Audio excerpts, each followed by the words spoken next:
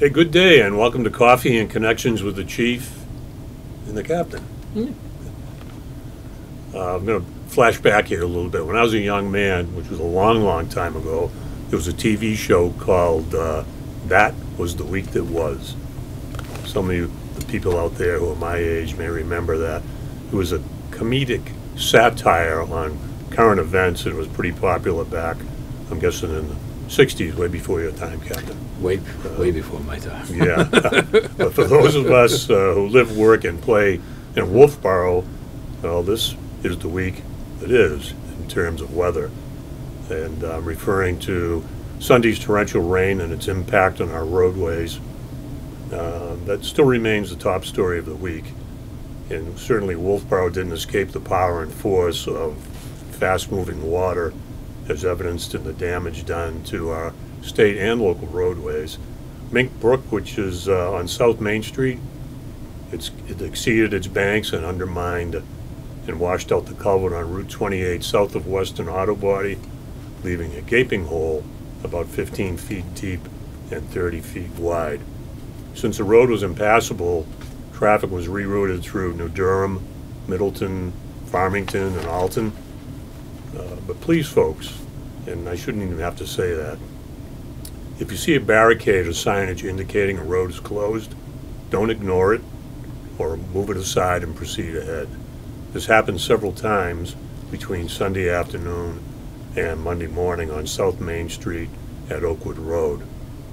We are certainly grateful that no one was injured, and it's somewhat of a miracle, as the entire roadway, although there was still some pavement on part of it, there was nothing underneath that supporting it. A big thank you to the state DOT for getting the road damage repaired and the road reopened in really fine fashion.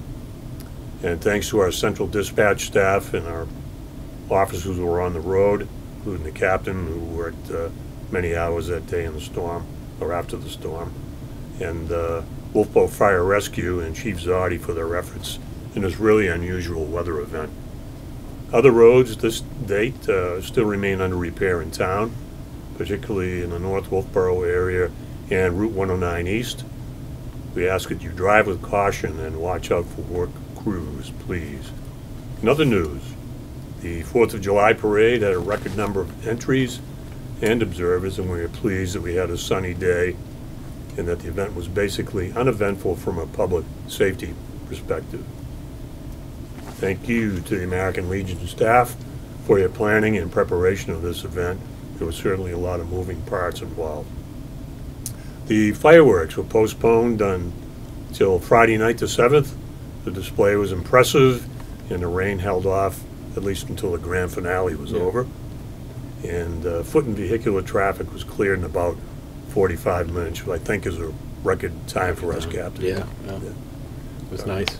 Yeah, it was nice, yeah.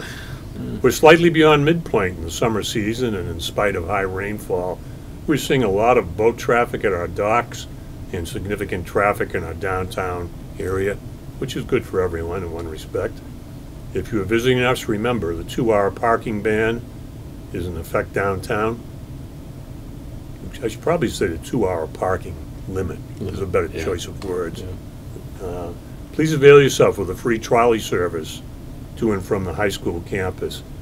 And if you are purchasing online tickets for the motor vessel Mount Washington, you can include the shuttle in your plans. It's pretty good plan in place to do that. Next week we'll begin formulating our budget for 2024. It's a process that includes input from all department members.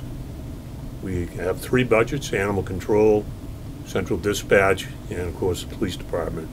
We hope to bring our department back to full authorized strength next year, and we will plan accordingly for that. And the captain and executive assistant work diligently in this regard. Phase 1 of the public safety building renovation will begin around Labor Day or shortly thereafter, and we are eager to see that get underway. In other news, 21 or so underage drinkers were charged in 2 separate incidents in recent weeks here in Wolfeboro. One minor was hospitalized for acute alcohol intoxication. Please remember the drinking age is 21. in New Hampshire. These young people were not attended by adults and were somewhat on their own, which might have precipitated the bad judgment that was involved. And finally, there were several drowning incidents in New Hampshire around the 4th of July holiday, and there were 13 high water rescues this week in the Conway area. Please stay away from fast-moving rivers right now until the waters recede. And if you're swimming and you're not proficient, or at least you're not able to keep your head above water, wear a PFD. They're really easy to put on these days if you're not in the water. Don't swim alone, and if you drink and swim, do it responsibly, please. Lake Winnipesaukee and Lake Wentworth are unusually high right now. And boaters, please lower your speeds to protect our shorelines. And thank you. Captain, you have anything you'd like to add? Yeah. So, I mean, with that right there, just be careful. The waters are a powerful item there. So just be careful when you're out there. Be safe and have fun. That's the greatest thing. But be safe with everybody out there. Make sure you have all the stuff. If you're on a boat or riding a boat or operating a boat, make sure you have everything that's required by law. Marine Patrol is out there, and they'll be checking your boat to make sure everything's there in the bays.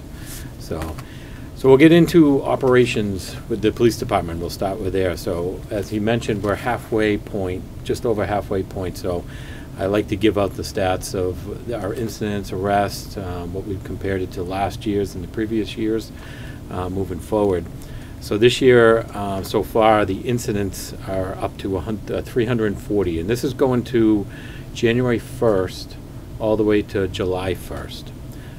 So we're at 340 incidents to date, and as we were last year in 2022, we were 310, and if you look at 21, we were 280. So by looking at all those numbers, we're really on an incline, incline going up with the cases that we're gathering from our officers on an everyday basis while they're out in patrol. So we see that, we look at that, and the biggest thing we also look at when we look at these stats, we have arrest, and then we have assist arrest or assist incidents. Because if you look at, we have 340 incidents, but we needed 2 officers 56 times to those incidents. Interesting. Which is a good stat for us to look at due to the fact that that took 2 people off the road for 1 incident at that time. How long that was, we really haven't got into that yet. That's something to us to look at later. Same thing with arrest. This year we had 129 so far from January 1st to July 1st. Last year we were a little up at 165. And the previous year before that, 2021, we were 189. So that does happen a lot. If the incidents keep going up, there's more investigations, they're longer. It does take an officer off the road a little bit more, compared to what if you had less, if you had 280 incidents.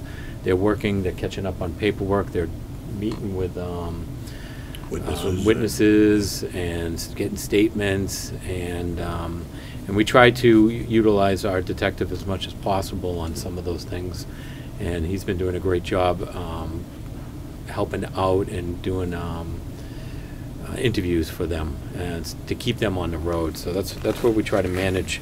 But at that time, if you look at the arrest, at 129 in 2023, we had 85. We needed 2 officers at those arrests. So, or more.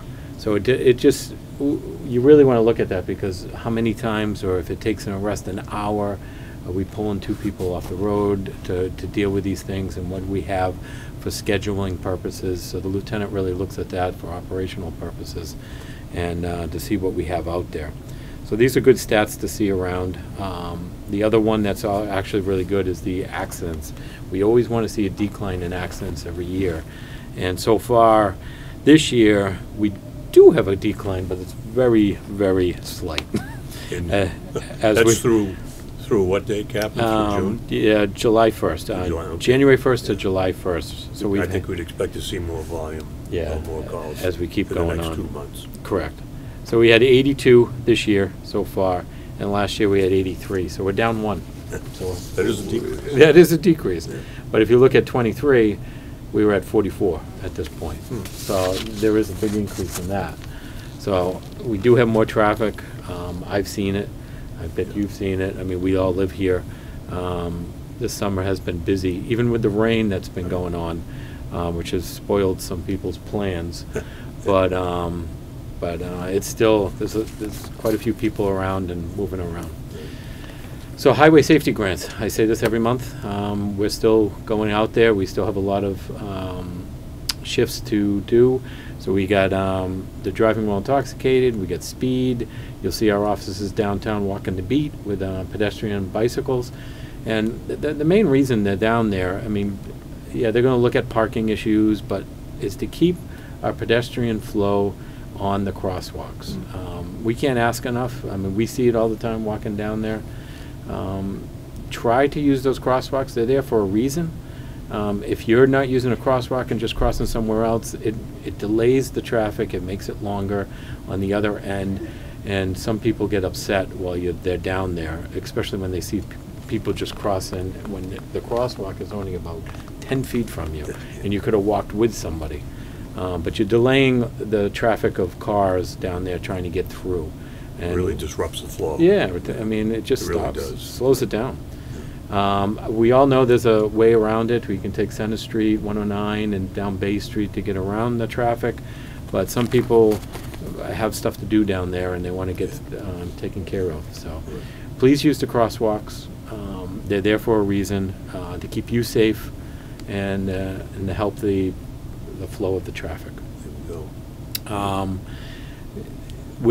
We have an officer, Frank McGee. He's going to be starting the 194th Police Academy on July 31st. We which were in is- there in slightly lower numbers. Yeah, looking at stats. yeah, little numbers. But yeah, so that's 16 weeks he'll be going in. So he'll start July 31st, 16 weeks, and then when he comes out, he'll do an 8 to 12 week field training program. Which is pretty intense, and then from that point on he'll be out by himself. So you should be seeing him out on the roadway sometime the end of November with another officer doing the field training program, so say hi to him. We're really excited. That gets us up to 14 officers. Almost full strength. Yeah, almost full strength. We're getting there. Hopefully by the start of next year, as the chief mentioned, we'll be at full strength for the next academy. Radar concerns. If anyone needs the radar or they got speed concerns, please give us a call. You can email us, or you can email the operational sergeant, who's Sergeant Pulio. He takes care of the radars. You can see his email right on our Facebook. And you're referring to those things on the side of the road? Correct. On the trailer? Yeah, so we have a moving one, radar trailer, which right now is on South Main Street, which we understand that it's going to get off the road and charged. So those are solar. They're battery powered, but they're solar. They do last pretty good, but They need a little sunshine. yeah, rain does Like not. all of us. Yeah, rain does not help that. So it does get to the battery low, and when it gets too low, it just needs to come in and charge for 24 hours. So we'll be moving that inside and moving it back out to a different area where I did get an email concern about speed for that Sergeant Pulio is aware of. Please keep an eye on our Facebook page. We try to post as much things or items or things going on in town, especially with the road closures. We try to get it out there so everybody is aware of what's going on to help them to get out of town. I mean, especially when that culvert went down on South Main Street. There's one way in town, one way out. You and I both found a different way to get to work. Yeah, so that was a different way, and I passed a lot of people from Wolfeboro going on in the morning, going the opposite way. So, yeah, it took us a little out of the way in that morning time, but. So we try to keep those posted. We try to keep everything out there. Sergeant Sparrow does an excellent job with that, getting it out there, especially with like lost dogs or anything. So just keep an eye, connect to our Facebook page. We try to get as much out there information as we possibly can to keep everybody informed out there. As he mentioned, the building, the process, so I'm pretty involved with that. It's a weekly meetings that we do. They're looking within 5 weeks to start this process, so that gets you back to the Facebook page, so keep an eye on it, because we will be posting stuff on there as they start digging, to keep you guys informed of everybody. So the PD will stay open during these processes. A 3-phase process, if you're not aware of it.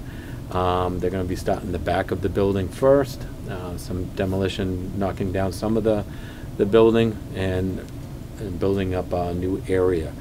But the front of for fire apparatus and things. Mostly fire apparatus, your mechanical rooms, your IT rooms, to get everything started to go forward. But the building will stay open. Wolfeboro Central Dispatch front door. When we get to phase 3, we'll inform you about that stuff. There'll be some changes, but that's not for another maybe a year. Little ways down the road. Yeah, a year and a half out. So we'll manage that part as we get close, and we'll keep everybody informed of that. So that's an exciting thing moving forward.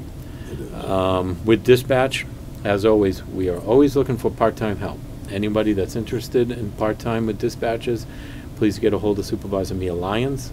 Like I said, check out the town website and go into our department. You'll see all the emails. You'll see her email, or you can email the chief on it or myself, and we'll get it over to Supervisor Lyons, and she'll get a hold of you. But if you're interested, by all means, it's a great part-time gig, great organization. So it's fun meeting and doing different things. It's not an easy job, I'll tell you that much. Not everybody can do it. But we would love to have you on here as a part-timer. So if you're interested, send that resume out there and get it out. So with dispatch, we're pretty much full staff on full-timers. We've had those full-timers for a long time. Years. So yeah, many years. So it's some approaching 20 years on the job. Yeah, yeah. So that's great. We love to keep everybody. Retention is always an issue in this world, as you see with jobs. So we're doing very well with that, and doing good with dispatch. So other than that, I don't have too much more going on in August, other than, remember, when we get to the end of August, September, I know the teachers start going into school near the end of August, beginning of September, to do meet and greets and all that. So you'll start seeing some traffic up at the school area after Labor Day, which I believe is the first day, will be that Tuesday the 5th of September. School will be starting, so traffic will be back. But different traffic. Speaking of that, Captain, are we working on bus deployment down on the Carpenter? Yeah, so so we have a new principal over at Carpenter School. I did meet with her regarding the buses, and I know everyone's concerned through Facebook and community pages with the buses out in the front. So we are, well, I'm going to be meeting with her in the transportation center, and seeing if we can find a different way to do different ways for the buses, maybe drop-offs, and whatever works for them can work for us and work for the town. So we're in the process of that, so we'll keep you more updated on that as we get into September. And if something changes, I can guarantee you the SAU is very good at putting out that information way ahead of time, so you'll be aware of it. They get a letter out and notifications out to cell phones. So, and of course, our primary concern is the safety of the children, but secondary to that, we want to see if we can keep traffic flowing a little bit better. Correct. Right. Yeah. So, and then, yeah, the other thing to address is parking. You've seen our mountain bikes that are out there. They are going through, and they are checking for the 2-hour limits. Right, not the van limit. Yeah, of parking, to make sure you're not parked in a handicap. Most of, I think all of the handicaps are posted very well downtown. They have it on the roadway. They have the signs out. I know we fixed one down at Dockside and got the sign out there. So check with that. Make sure you're not parking the handicap for them. So if somebody blunders into a accessible parking space and stays there, what would they expect for fine? So there's pretty steep, isn't yeah, it? it is pretty steep. So you've got a state fine that's out there, but you do have a town fine also. Okay. But I believe it's about $150 for the town fine. I thought it was slightly more. But I think the state's $250. $250. Okay. Yeah. So I would have to check that, but I believe that's in a ballpark, and ours could be $250 if it is too. So, But make sure you're in parking spots. We do understand that sometimes you do park and another vehicle in front of you, behind you, is already way out of their parking spots, and which might make it hard for you to park. So we take that in consideration as we're patrolling down there. But just be careful your 2 hours. Remember, try to move. I get it. You go into a restaurant, you start eating, that could take an hour and a half. You might go shopping beforehand. Just check on it. Make sure you move your car. It's 2 hours, this ordinance. It's been down there for quite a long time, and it goes all the way to September 15th. So I think it ends at 5:30 p.m. I believe so, yeah. So Yeah, so after that, later in the evening. nighttime, yeah, by all means, park anywhere you want. Boat parking is 4 hours, so try to keep that to a minimum down there if you're out there on your boats, docks. I know on the weekends, we do have town employees out there helping out, trying to get the parking in there, and they'll tell you about the 4-hour parking. But really, I mean, with all the boat parking that we've had, I don't think we've really had too many issues with the 4-hour parking down there. Right. They come in, they get ice cream, they get some food, and they move on and shop. And 4 hours is plenty of time. But our docks are getting a lot of play this summer. Yeah, so it's nice to see. It's great to see. So, yeah, other than that, that's all I got. All right, thank you, Captain. Yeah. Have a great rest of the summer and be safe. Thank you very much.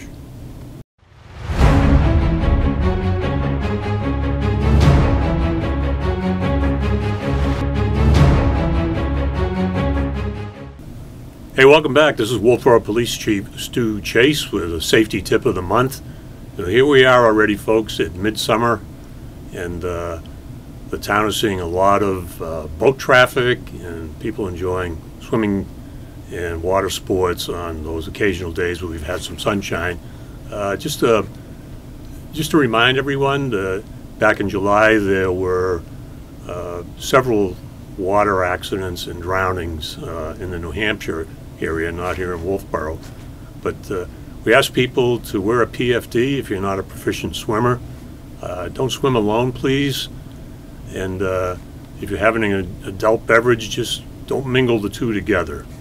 And we ask everyone to do things in moderation. If you're a boater, or if you're going to be on a boat, there's specific requirements on what we have aboard for safety equipment. You need to have a PFD for every person on board, a horn or signaling device. Oftentimes, depending on the size of the boat, you have to have an oar or at least some means of propelling yourself, and know the rules of the road. And if you don't, there is plenty of ways of getting that information. Boater safety courses are required, and the Marine Patrol is working diligently to keep everyone safe on our lakes. So thank you, and enjoy the rest of your summer.